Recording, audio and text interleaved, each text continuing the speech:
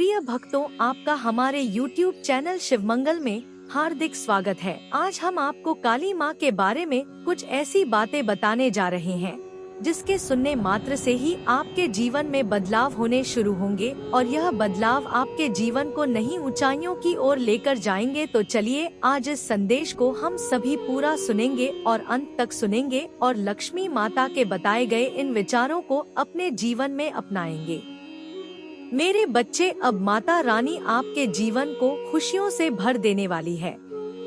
अब आपके जीवन में खुशियाँ ही खुशियाँ होगा। आज से आपका जीवन धीरे धीरे उज्जवल भविष्य और अग्रसर होने वाली है। और ऐसा क्यों होने वाला है आपके साथ? क्योंकि इस दुनिया में आपके जैसा माता रानी के सच्चे भक्त कोई भी नहीं है। इसलिए माता रानी ने आपकी हर मनोकामना पूर्ण करने का निर्णय ले लिया है। अगर आप अपनी माता रानी को सच्चे मन से माता मानते हैं तो इस संदेश को लाइक करके चैनल को सब्सक्राइब कीजिए और साथ ही साथ जय हो माता रानी और हर हर महादेव लिख दीजिए। माता रानी ने आपके साथ इतना कठोर व्यवहार क्यों किया? इतनी कठोरता के साथ आपको ट्रीट क्यों किया गया? क्यों माता रानी ने आपके साथ इतने बड़े बड़े चैलेंज आपको दिए हैं? आखिर ऐसा क्या चीजें थी आप में? क्या कुछ आपको माता रानी सिखाना चाहती थी? क्या बताना चाहती थी जो आप शायद अपने बारे में नहीं जानते थे? आपके पास्ट में कुछ बड़े सपने हो सकते हैं, कुछ बड़े ड्रीम हो सकते हैं आपकी, जो बचपन से ही बड़े सपने देख रहे हो, कुछ बड़ा करने का, कुछ बड़ा चीजें, कुछ इस तरीके से जो है आपके ड्रीम्स रहे हैं। ये आपकी पास्ट की एनर्जी निकल करके आ रही है। सपने तो आपके बड़े थे, लेकिन उतनी समझ, उतनी बड़ी सोच, उतना पेशेंस, उतना संयम, उतना धैर्य जो डिजर्वेबल चीजें होती है किसी स्पेसिफिक सीट के लिए या किसी स्पेसिफिक पद के लिए, जो एक डिजर्वेबल क्वालिटीज होती है या रिक्वायरमेंट होती है, वह चीजें आप में पास्ट में नहीं थी।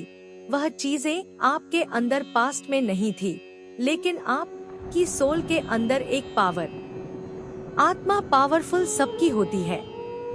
आत्मा तो परमात्मा का दिव्य अंश है, लेकिन मेन डिपेंड आपके आसपास का एनवायरनमेंट, आपके माता पिता, आपके संस्कार, आपका कुल है। ये चीजें बहुत मैटर करती है कि ये एक आत्मा है, वे एक्चुअली संस्कार क्या लेकर के आई है।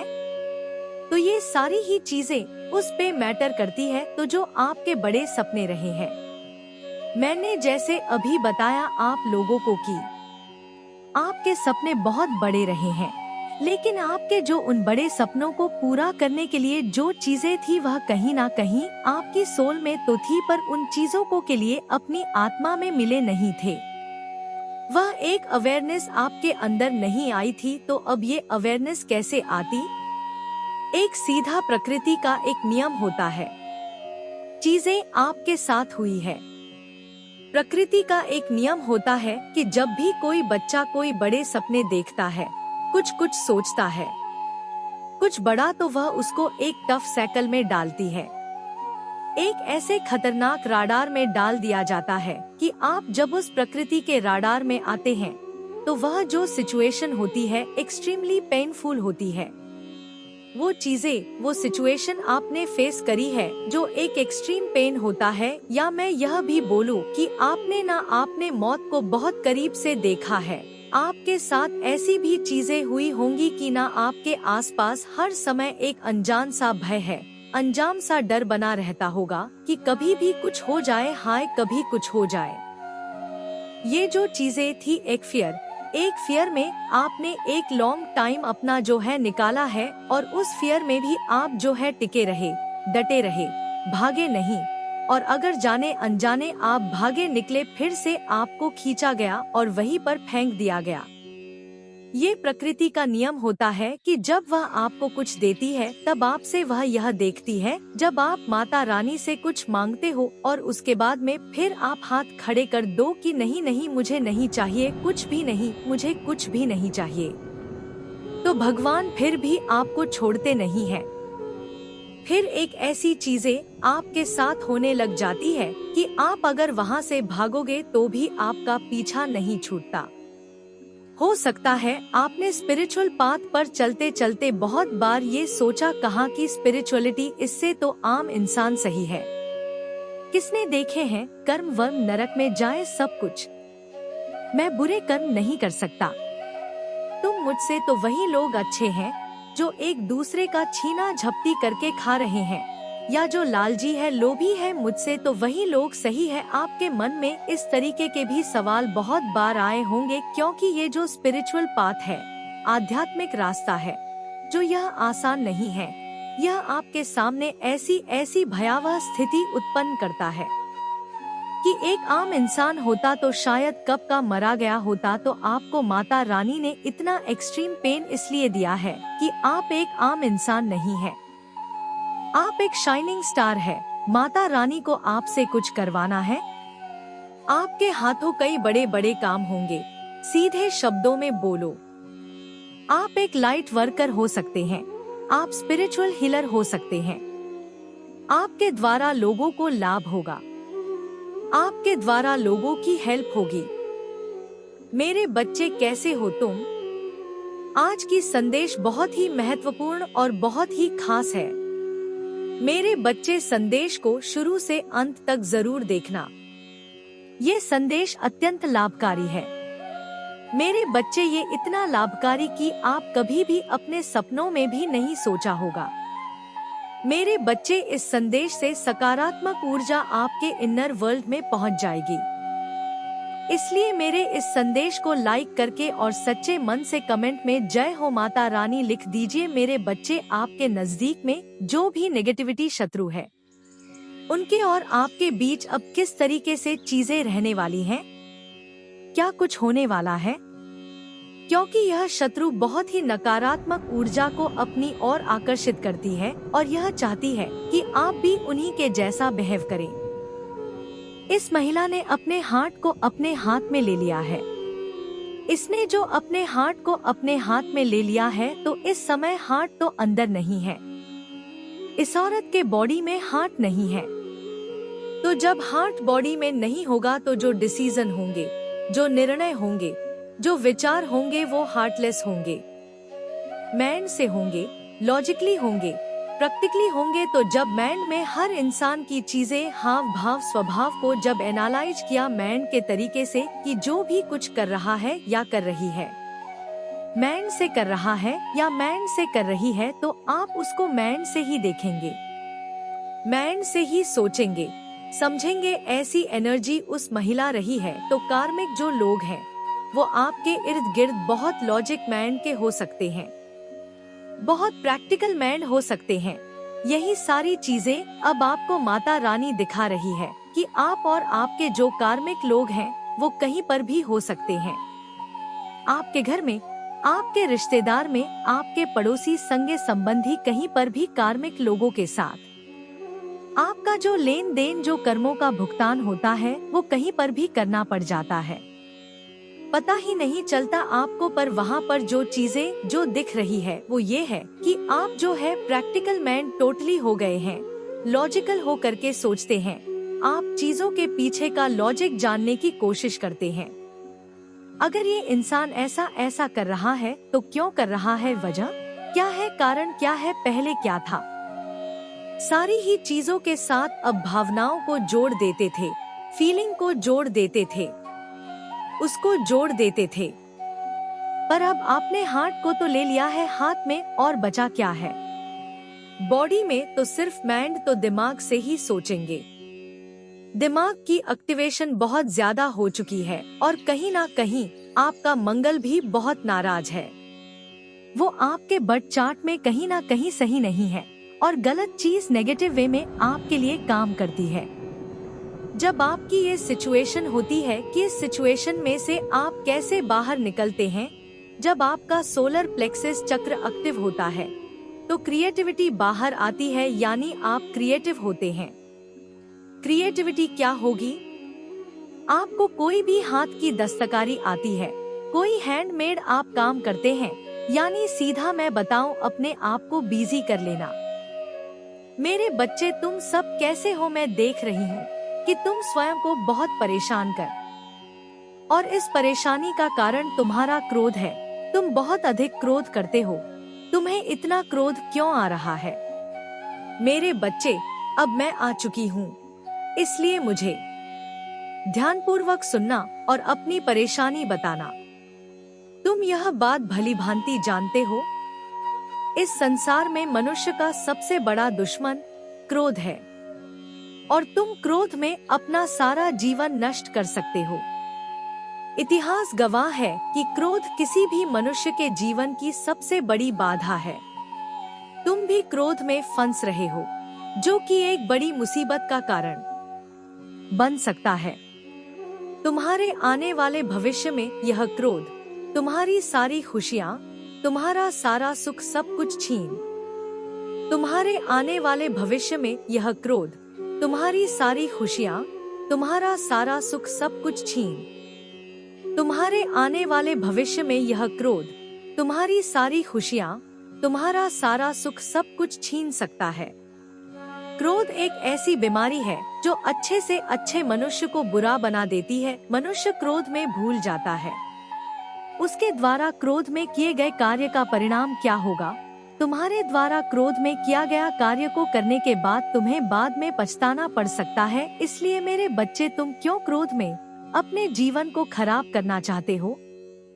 क्यों अपने सारे कार्यों को बिगाड़ना चाहते हो? क्यों अपने बनते बनाए कार्य को बिगाड़ देते हो? क्रोध में तुम यहाँ तक भूल जाते हो कि तुम्हारे सामने कौन खड़ा है। तुम्हें अपनों से बड़ों का भी मान सम्मान याद नहीं रहता। तुम्हें स्वयं पर काबू नहीं रहता। तुम सामने वाले को जो मन में जो आता है वह बोल देते हो, बिना यह सोचे कि उसके दिल पर उन बातों का क्या असर होगा। मेरे बच्चे, क्रोध से अपने बनते हुए कार्य मत बिगाड़ा करो, क्योंकि तुम्हारा क्रोध शांत हो जाने पर तुम्हें बाद में पछतावा होता है कि मैंने क्या गलती कर दी इस क्रोध में आकर, और फिर तुम्हारे इस क्रोध के कारण तुम्हें बहुत सी मुसीबतें और तकलीफों का सामना करें, जिसके कारण तुम बहुत ज्यादा चिंतित हो जाते।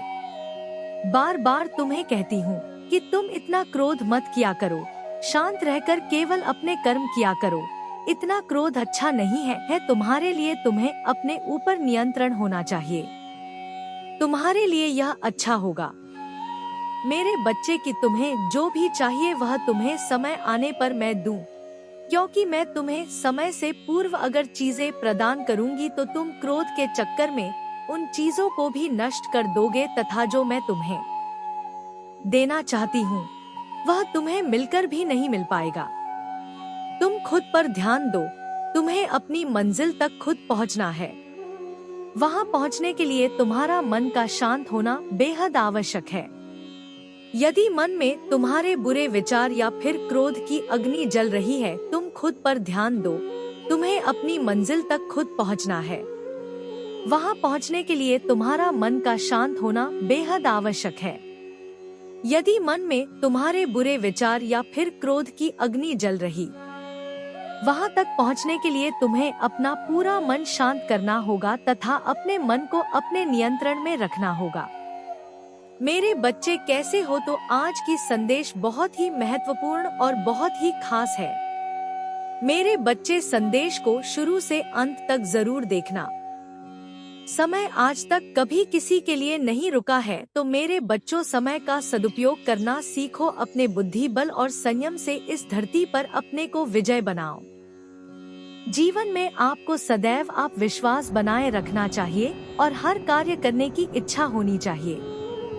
जैसे पानी में तैरने वाले ही डूबते हैं, किनारे पर खड़े रहने वाले व्यक्ति नहीं। लेकिन यह भी सत्य है कि किनारे पर खड़े होने वाले व्यक्ति कभी तैरना नहीं सीख सकते। इसमें जीवन में हमें कार्य करने की इच्छा रखनी चाहिए और आगे बढ़ना चाहिए। आप कोई भी कार्य कल पर ना छोड़े, क्योंकि कल पर छोड़ा गया कार्य कभी भी समय पर पूरा नहीं होता है। और ना ही जीवन में कभी भी आलस करना चाहिए, क्योंकि आलस मनुष्य को सफलता नहीं दिलाता है। मेरे बच्चों, कभी भी किसी का बुरा मत सोचना, क्योंकि समय कभी भी बदल सकता है। जैसे धनुष से निकला गया बाण किसी ना किसी को भेद देता है, ऐसे ही मुख से निकले गए कटु शब्द हमारे हृदय को अंदर तक दे देते हैं। इसलिए अपनी वाणी का सदुपयोग करें, स्वयं मीठा बोले और सामने वाले को भी मीठा बोलने का अवसर दें।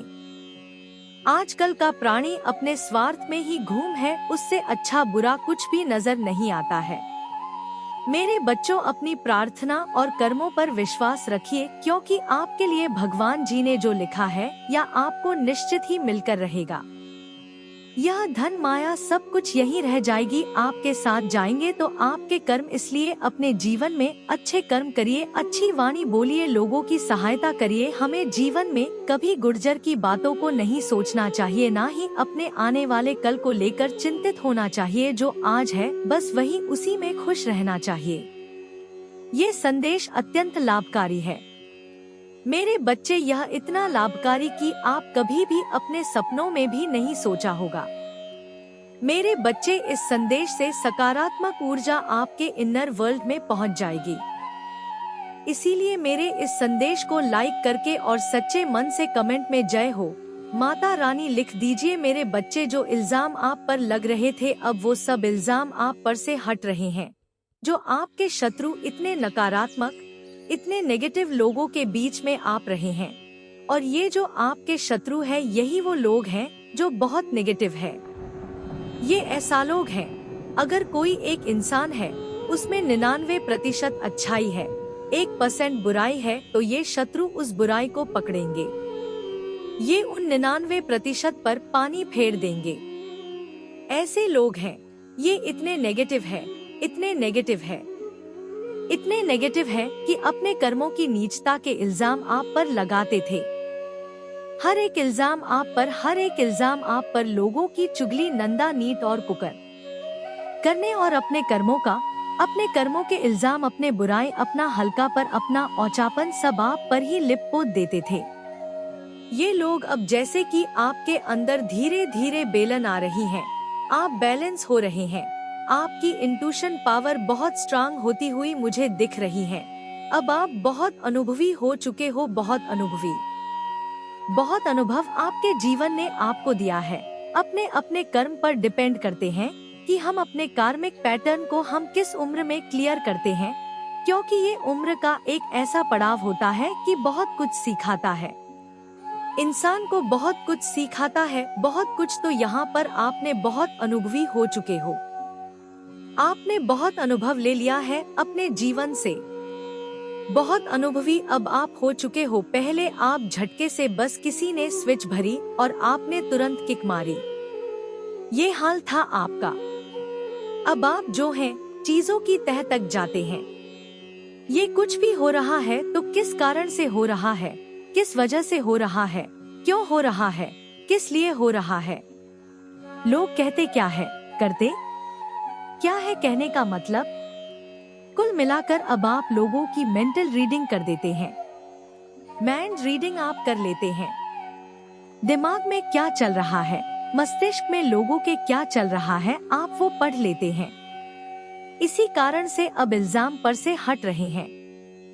पहले हर एक बुरे कर्म का इल्जाम ये सभी लोग मिलकर आप पर लगाते थे, और कहीं ना कहीं आप भी अनअवेयर थे, तो एक्सेप्ट कर लेते थे इन चीजों को कि हाँ मैं ही तो कर रही हूँ, हाँ मैं ही तो कर रहा हूँ। अपने आप को कहीं ना कहीं आप भी दोषी मान लेते थे अनजाने में, लेकिन दोषी आप थे नहीं। तो जैसे ही अब आप समझदार हुए, आप अनुभवी हुए हैं, आपके चक्राहील होने शुरू हुए, आपकी ऊर्जा बढ़ी, आपकी ऊर्जा बढ़ रही है, निरंतर ऊर्जा बढ़ रही है, आपके निरंतर ऊर्जा बढ़ रही है। मात्र भी अभी आपके भीतर कोई अवगुण नहीं है, कोई भी अवगुण नहीं आपके भीतर, क्योंकि आपकी चेतना की जागृति हो गई है।